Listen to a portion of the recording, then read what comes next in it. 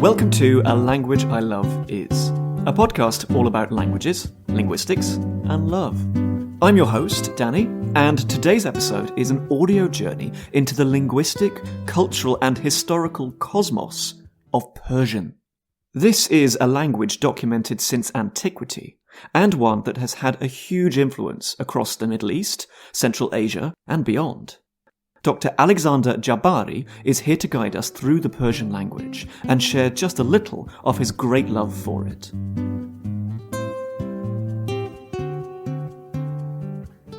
I am just delighted to have someone joining me all the way from Minnesota in the United States of America. Joining me to talk about a language that he loves today is Dr. Alexander Jabbari. Dr. Jabbari is an assistant professor in the Department of Asian and Middle Eastern Studies at the University of Minnesota. And he's joining me all the way from the Twin Cities to talk about one language that he knows very well and I dare say has a great fondness for. So, Alexander, how are you doing today? What's life like in Minnesota at the moment? I'm great. I'm happy to be talking with you today. It's just turning to fall, so I'm dreading the coldness to come, but otherwise great. Right, no, that makes sense. It's pretty hardcore cold that you have over there, so I can understand your trepidation. So, you have listened to the podcast so far, but for new listeners of A Language I Love Is, I'll just recap the format very quickly. This is essentially a chance for you and I to have an entertaining and, I hope, educational conversation about one language, getting to know that language and also getting to know you, Alexander. The way this works is that after building up a little bit of a language biography, I will ask you three questions that allow us to get to know your relationship with this language, what you like about this language, and what we as listeners should know about. So, let's start with the main question itself. Alexander, what is a language that you love? A language I love is Persian. Excellent. Persian. Okay, a new language for the podcast, I'm very pleased to say, so I'm very keen to learn about Persian. I think we should dive straight into the deep end, first of all, and unpack this term Persian. Persian is a term that we can use correctly and incorrectly, but it's an umbrella term that masks a lot of variation. I think that if people have had some dealings with Persian, if they're familiar with it, they may have heard terms like Farsi. As opposed to Persian, they may have heard Dari, for example. Could you unpack the relationship between these different language names? Are they synonyms? How do we use these terms correctly? Yeah, great question. First of all, a point, as you mentioned, that people are sometimes confused about is, should we call this language in English Persian or Farsi or something else? And generally and historically, Persian has been the name of the language in English, and other terms have been used in the language itself, the same as you might say German in English, but say Deutsch when you're speaking German. Farsi has been historically the most used term for this language in the language, but not the only one. So Dari is also a historic name of the language and historically didn't refer to a different variety. So Farsi and Dari could be used interchangeably. Farsi being an adjective of Fars, a region, Dari being the language of the court, an adjective referring to the court. So the court language. So these are not historically different varieties of the language, but different names for the same thing. And there are other names that have been used as well. Today, the linguistic landscape is a little bit more complicated because Dari has come to be used to refer to the variety of Persian spoken in Afghanistan, and in order to kind of give a national name to their form of the language. It's sometimes referred to as Dari, although many Afghans also will call their language Farsi in the language.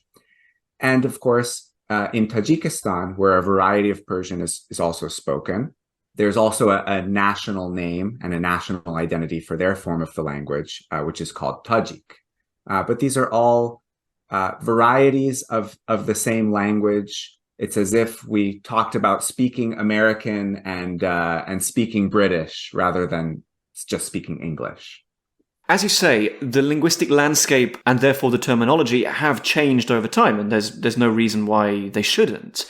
With regards to the present day, these terms, how accurately do they reflect divisions and fault lines within the umbrella term of Persian?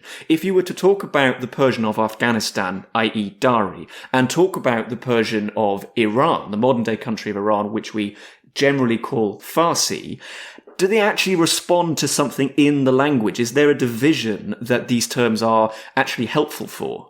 Yes and no, in that these national divisions, like borders, are both something that are arbitrary, artificial, that we impose on a kind of messier reality, but also take on a life of their own then. You can't just cross a border without a passport by saying, oh, these borders are fictitious. They correspond to real differences in the language. The sort of prestige dialects of each country are different and are based on different geographies. So in Iran, the variety, we can say, of Persian spoken in Tehran is taken as the standard, which is quite different from the Persian of, say, Kabul. But as you get close to the borders, you find a great deal of continuity, as you might expect with other languages as well. So in the part of northeast Iran, Khorasan, that's close to the border with Afghanistan, the city of Mashhad, for example, the Persian spoken there is much closer to, much more similar to what's spoken on the other side of the border. And that's true with divisions as we get into Tajikistan as well.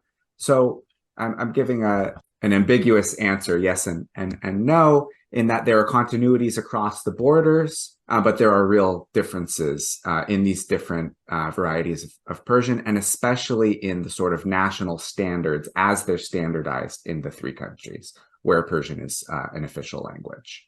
That makes sense to me. At the end of the day, yes, the borders don't correspond to some sort of older linguistic situation, but nonetheless the borders, they shape the reality, because the borders shape people's lives and therefore they're shaping languages too. It's not as if language is some sort of, gas that permeates borders. No, it exists through people, with people. Moving aside from the issues across countries, is there a lot of variety within Persian? Within, say, for example, the Persian of Iran, is there a lot of variety? Would you say that there are areas of the modern day country where you find more Persian, and in somewhere else they might call it something different? I'm thinking in terms of dialects, in terms of geographical variation within Iran today.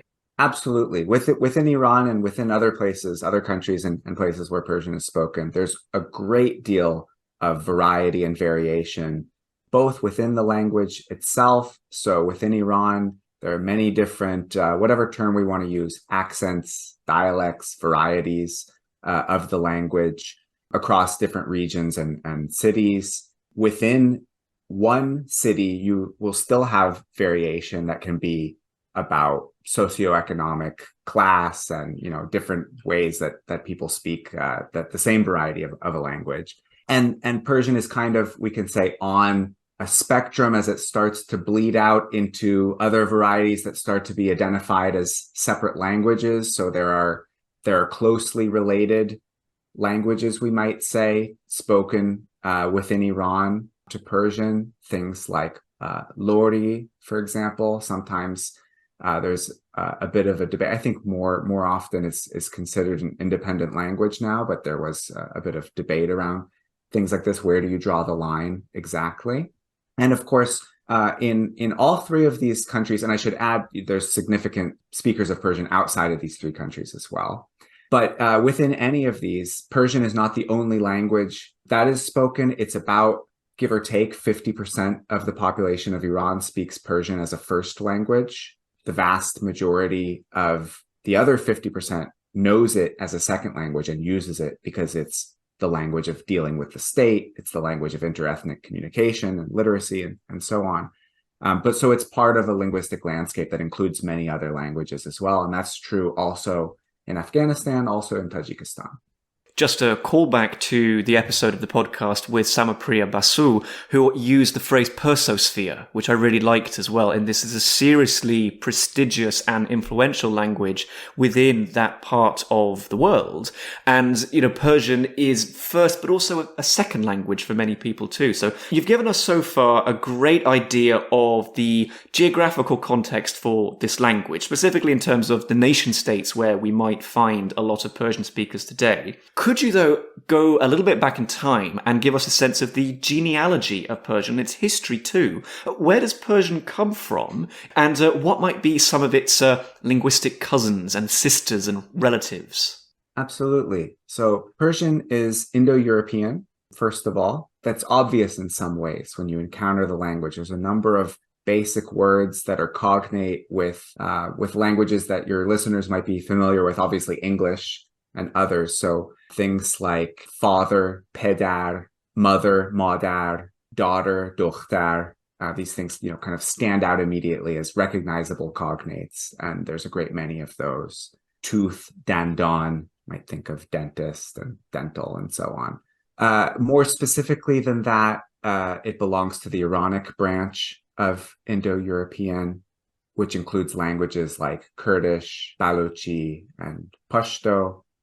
So it's genealogically related to them.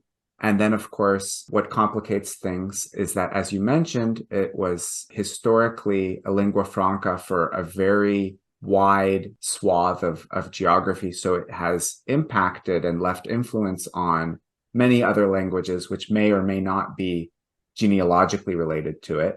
And it has also been impacted by its encounter with other languages, and above all, by a genealogically unrelated language, which is Arabic, a Semitic language, which had historically a huge impact on Persian and really gave this form of Persian, New Persian, its identity as a language. Persian is a language that we have a lot of historical data for, right? Unlike many, perhaps most languages of the world, we've got a solid record of texts that go back into history. So I'm thinking then that we have stages of Persian. We have Old Persian, Middle Persian, Modern Persian. Can you see the Arabic influence coming in? If you were to look at, say, Old Persian, I'm not sure how you define that chronologically, but prior to the influence of Islam, can you see the difference taking place? Can you see the changes over time? Sure. There's a great deal of difference between Old Persian, the stage of the language that I think is associated. Now, I'm not an expert in the pre-Islamic history of the language before about the 7th century. So hopefully I'll get this right. But I think, especially associated with about 700 BC to 330 BC, the, corresponding with the Achaemenid Empire. There's a great deal of difference in a number of ways between that stage of the language and Middle Persian that's associated with the court of the Sasanians around 225 to 650. And the differences between those two stages don't have to do with Arabic, which really only comes onto the scene in terms of interacting with Persian in the period that we would call the Middle period, Middle Persian, in that what kind of draws the line between Middle Persian and New Persian, what we usually refer to now when we just say Persian, we mean New Persian, is the encounter with Islam, with the Arab Islamic conquest of Iran. And that's where you would really see that. If you looked at a transcription of late Middle Persian and looked at a transcription of something from early New Persian, you would both see a great deal of continuity. You might even identify them as the same language, not just the same language over that long period of development, but really identical. But also, if you looked at a literary text in early New Persian, you would start to immediately pick out lots of vocabulary that you would not have found in Middle Persian. And that's the Arabic element in terms of borrowing from Arabic. But it's also the case that because it's not only about borrowing vocabulary, but coming to write, for example, in a new script, in the Arabic script or a modified form of the Arabic script, that as you change writing systems, you capture in writing now developments that had already been taking place organically in Middle Persian in the late part of that stage of the language that may not have been reflected in writing then, but were how people were probably speaking. And now that is being captured in writing. So that's how there's a great deal of both kind of continuity across those and also a clear kind of point of distinction. That's a really interesting point you raise about the writing system and how Persian is written down. So you suggest, therefore, that there is a time when Persian is written down and it's before the use of the Arabic alphabet. So I'm just wondering then, firstly, what was that earlier writing system for Persian? How was it different to what's used today? And after the adoption of the Arabic alphabet, has the Arabic alphabet risen to total dominance of Persian, or are there other systems that are still used for writing down this language? There's a number of different scripts that these different forms, earlier forms of Persian were written in. You're asking about Middle Persian, which was not all written in one script already. You have different forms of scripts that are used, for example, a derived form of the Aramaic script that's used to write Middle Persian, which is very complex, very difficult. Today, almost all writing in Iran and Afghanistan is done in the Arabic script, although people sometimes now on cell phones and computers may use the Latin script because of technological difficulties sometimes, especially in earlier years with Arabic type. Less of a problem these days, I guess. But in Tajikistan, for about a century now, it's written in Cyrillic, a form of the Russian script. And historically, this form of New Persian was not only written in the Arabic script, although the vast majority of writing was done in the Arabic script, but we also have some of the earliest New Persian material that we have is in the Hebrew script, sometimes called Judeo-Persian. We have material in what's called Garshuni. It's Syriac script, used for writing different languages, not just Persian, but we have a little bit of material, I believe, in the Syriac script and other scripts as well. But the vast majority has been in the Arabic script for New Persian. That seems logical to me. I mean, it's a number of scripts to reflect the long history of written Persian and, of course, its geographical variation today. I'm curious, though, I'd like to just expand on something. You mentioned that Persian today is primarily written in the modified Arabic script. That's interesting that you should say it's modified, so it's not completely the same. What are the differences between the way that Arabic is written and the way that Persian is written? Are they very different to the extent that a reader of the alphabets could easily recognize this is actually Persian, even if you don't know the Persian language? They're not terribly different, but there are differences, and they're all recognizable visual differences. So there are the most notable would be that there are 4 sounds that Persian has that Arabic does not, or at least that classical Arabic did not, which are pa like P, ga like G, zha as in television, and cha like a ch. And these come to be reflected in the Arabic script as used by Persian. So that would make it stand out visually from Arabic right away. The other thing I would add there is that, one, historically, those modified letters were not always used for writing Persian or not always used consistently. So for example, the script form used to make a g sound is, as you might be able to guess, modified from the letter for k, with an extra stroke. But historically, when we look at manuscripts, we don't always see people writing that stroke. And so we know that it was pronounced that way, and the reader just had to kind of know how to pronounce the word. But they're not always captured or consistently captured in writing. And the other point that I wanted to mention, you asked, okay, if you look at written Persian, would you be able to notice right away there's something different here from Arabic that would cue you in that it's Persian? And so you would have these extra letters. But because Persian then was a vehicle for literacy for many other peoples who borrowed this form of the Arabic script from Persian, Urdu, for example, inherited those extra letters, added some of their own. So that is to say, if you see something, a letter that Arabic doesn't have, you're safe to assume it's probably not Arabic, but it may not necessarily be Persian. It could be another language written in the Perso-Arabic script. And it makes sense, right? I mean, you mentioned already that Persian is an Indo-European language. Arabic is not. It is a Semitic language. They have different histories and therefore they have different sounds. So it shouldn't be too surprising that when Persian takes a script that was developed for a different language in a different language family, it's going to take some adaptation. Plenty of examples spring to mind within the context of Europe. I think English would be one, trying to make the Latin alphabet work for English. Jury's still out to what extent English has been successful in that regard, but it's that same kind of idea of adaptation. So wonderful. I think that is an excellent introduction to the Persian language, its history, its geography, and its writing system too. So thank you very much.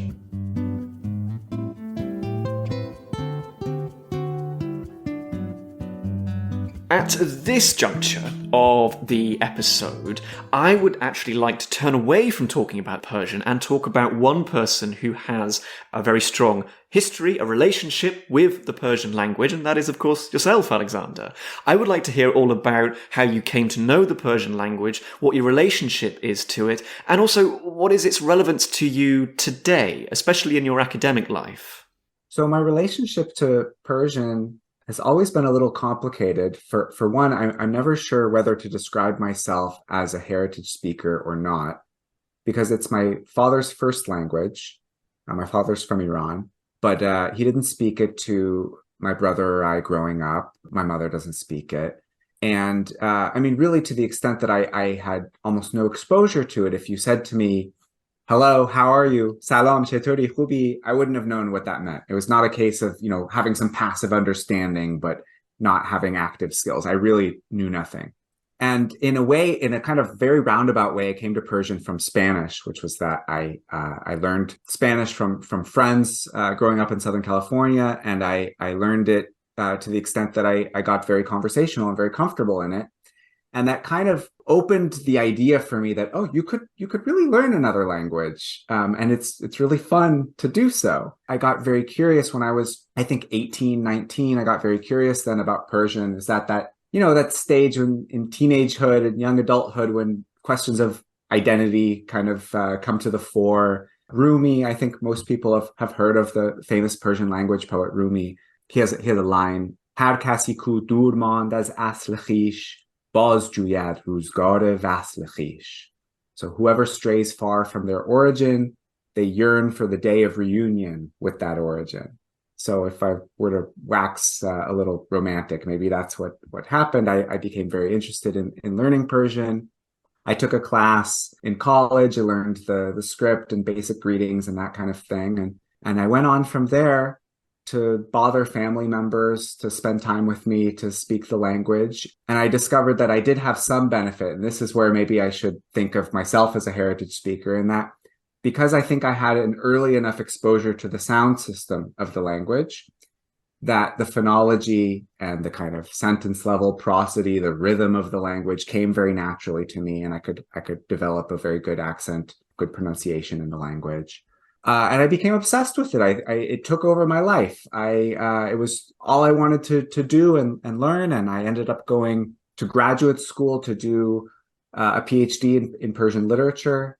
I spent time in Iran and also in other places historically touched by the language, in India and Armenia and elsewhere, studying it. And it's still with me. I'm now a Persianist, I can say, as a professor. And my own research is on something that came to really interest me, which was the historic role of Persian as a lingua franca. And what have been your experiences then when you've been in Persian-speaking countries? What's it like, the language today? Is it a case like so many languages that come to my mind, European languages, where there's a kind of written standard you might learn in a classroom, whereas what you actually find on, say, the streets of Tehran is very different? What's your experience been actually being among a large body of Persian speakers? Yes, there's a great difference between spoken Persian and written Persian. And that was one of the challenges as I was learning the language, was to master both, because the written form of the language is very, very conservative in that it is rooted in the early literature of kind of early New Persian, the 9th and 10th centuries, and still reflects a great deal of aspects of that stage of the language, and even earlier than that in some ways, whereas the spoken language has continued to evolve over time as languages do, which is something that's really great about the language, because the ease of access for me or for any Persian speaker to read something from the 9th century is, I would say, very comparable to an English speaker reading Shakespeare, which is much later in time, because the written language is so conservative. And so similarly, it doesn't mean you have instant access to these earlier texts. You still have some differences and difficulties you have to learn to deal with, but it's a pretty easy challenge to overcome in accessing these earlier texts. And there's a way in which, because the written language is so conservative, I think that kind of constrains the development of the spoken language, especially in modern times, but also historically, in that it places some constraints over how far the spoken language can stray from the written.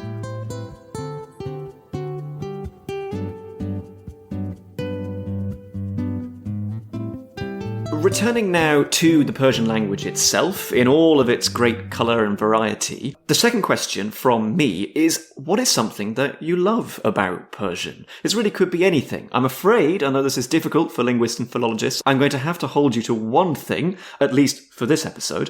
What is something that you just love about Persian? Wax lyrical. Well, I love Persian's universality in that it was historically, and in some ways still is, a world language, that it doesn't belong to one people. So I don't love Persian because I'm of Iranian background. I feel that Persian belongs to everyone. And I love the great historical richness and depth that the language has because of that status as a world language, because of that history as a lingua franca that I can find. For example, I love finding Persian loanwords in just about every language I look at, because it was used as the cliche used to go from the Balkans to China. And there's recent research suggesting perhaps even further in Siberia. We can go as far south as southern India, that it was not a language used by just one people, not a language of just one religion, of just one polity. This is tied also to what we talked about, it being its written form being very conservative, which gives it this great time depth in addition to its geographic depth, that you can access so much of the history of Eurasia through this language. And of course, English is not exempt from that. There's so many English words of Persian origin, some that entered English through its encounters with other languages, for example, the languages of North India, due to the British colonial presence there. And so you get things like khaki from khaki in Persian. That's the color of khak, of the earth, dirt, soil. One that I really love is seersucker, a seersucker suit, another kind of fabric word, from shir o shekar, milk and sugar, referring to the kind of different textures. Huh, I like that. Yeah, no, fair enough. I've certainly, in my experiences as an etymologist, I've come across loads of words from Persian. As you say, they've been transmitted through northern India, because you mentioned Urdu earlier. It's not only gaining its script from Persian, right? It's also gaining a lot of vocabulary as well. You mentioned China, and China, that says to me connections through, say, trade and movement and perhaps migrations as well. I'm thinking specifically of the Silk Road. In that broad swathe of territory in Central and Southern Asia, could Persian function in, say, medieval and early modern times as a kind of lingua franca? If you were a merchant and you needed to get from A to B, would Persian be the language you'd need to know? Absolutely. And so many of the great travelers along those routes historically knew Persian, needed to learn Persian in order to do business and trade across such a great geography. And that's why you find, it's not only the words from the kind of high register of language that are related to bureaucracy and literature, that get loaned into other languages, but the words of, as you say, of everyday life, of things like vegetables and fruits and items and commodities to be traded, are very often borrowed, in and out of Persian and the other languages of Eurasia.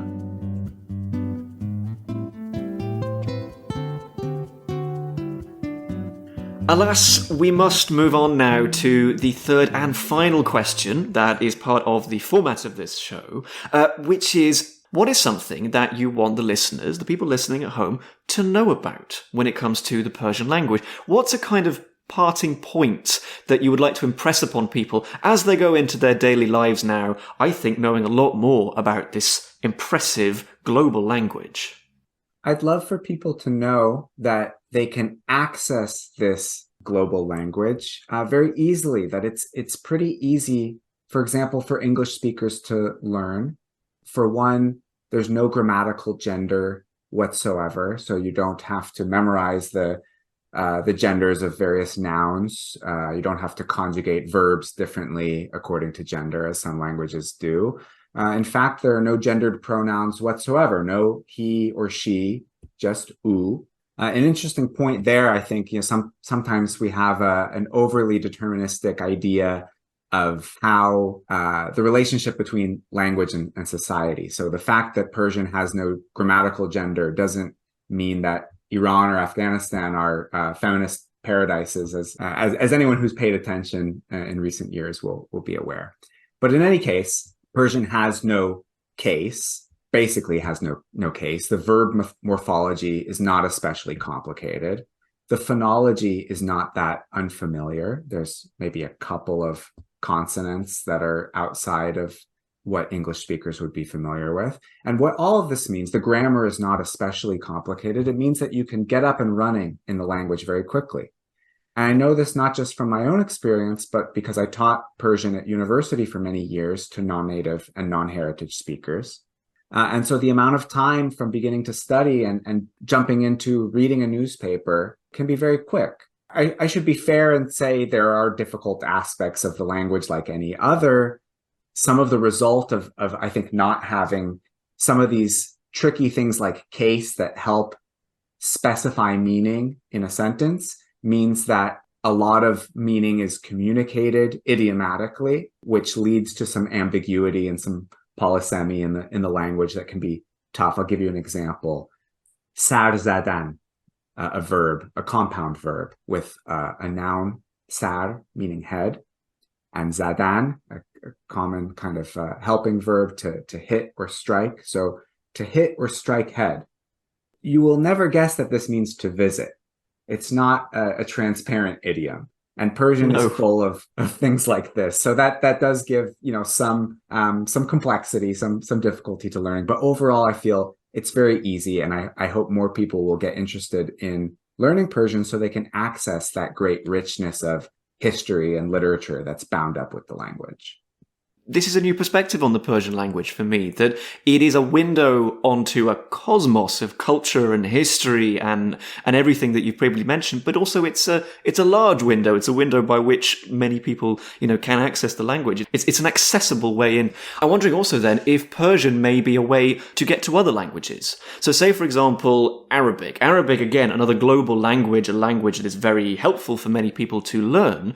Both the writing system of Arabic and then the language that is hiding behind that writing system can be very difficult for, say, a native English speaker.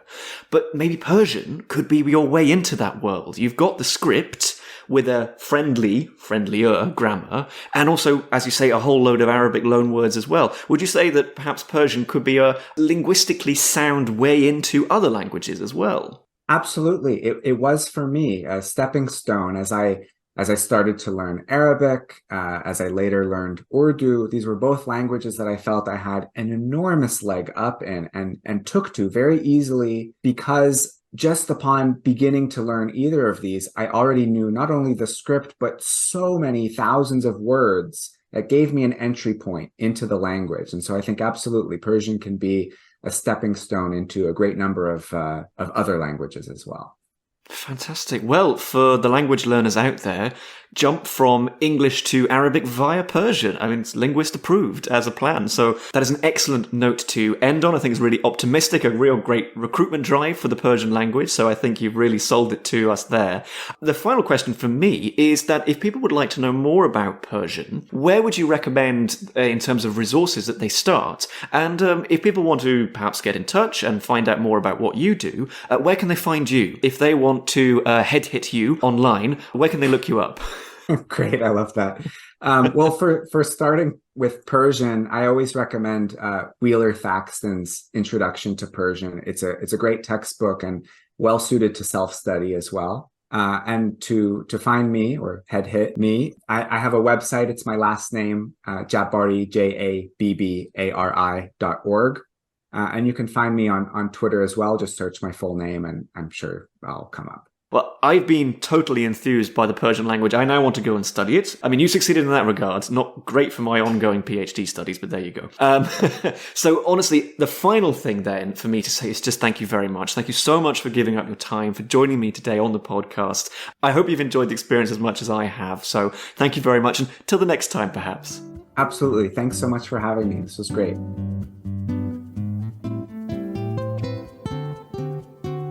One key aspect of Persian, mentioned by Alexander, is that it is an Indo-European language. This means that it shares a prehistoric origin with languages like Latin and Greek, and English too. Through that common origin and the later historical influence of Persian, sometimes the same word appears twice in English, in one way inherited directly, the other way via Persian. For instance, Latin pes and ancient Greek pous mean and are related to English foot. Persian sides with Latin and Greek in that its word for foot or leg is pa, starting with a p. This word appears in the compound word for leg garments or trousers, pajame. By way of Hindi Urdu, this is recognizably the etymological origin of pajamas. That's it for another episode of A Language I Love Is. If you've enjoyed this episode, please give the show a rating and share it to spread the linguistic love. Also, if you have any feedback or requests for future episodes, feel free to get in touch. Thanks must go first to my guest Alexander, but also to you, dear listener, for listening. Till the next time then, bye-bye.